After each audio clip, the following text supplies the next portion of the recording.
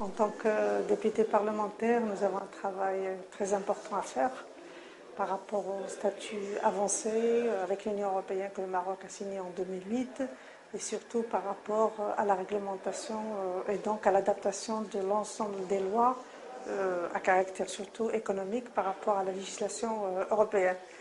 Donc cela en fait doit se faire d'une manière qui est technique mais en même temps très rapide puisque justement le temps est important pour tout ce qui est aspect économique et plus on adopte ces lois assez rapidement, plus on pourra attirer des investisseurs et puis exporter nos produits marocains.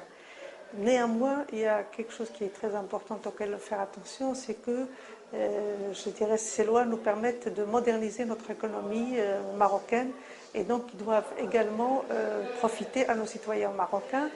Et il faut que nos citoyens marocains soient conscients, s'approprient en fait cette modernisation et comprennent que c'est quelque chose qui va servir aussi bien aux Marocains qu'à nos amis européens.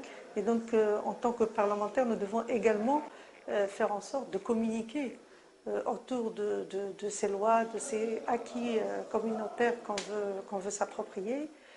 Et donc, ça, c'est quelque chose qui est très important.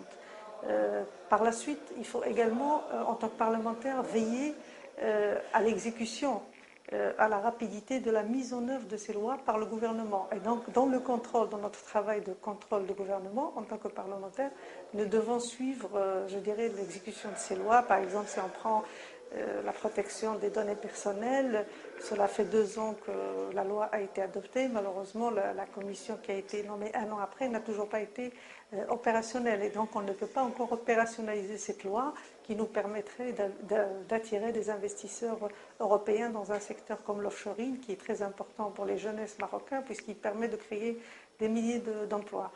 Donc, alors, pour que le parlementaire puisse justement assurer au mieux son rôle, il faut qu'il y ait les moyens. Donc il faut absolument renforcer les moyens de l'institution législative en espérant que les prochaines élections, qui seront les premières après l'adoption de la Constitution, vont permettre en fait des résultats probants avec des parlementaires qui sont justement compétents pour travailler dans ce domaine-là, mais également leur donner les moyens techniques, les moyens ressources humaines, les moyens technologiques, les moyens informatiques, des cadres pour justement les assister dans leur travail et pouvoir faire justement cette transformation réglementaire assez rapidement.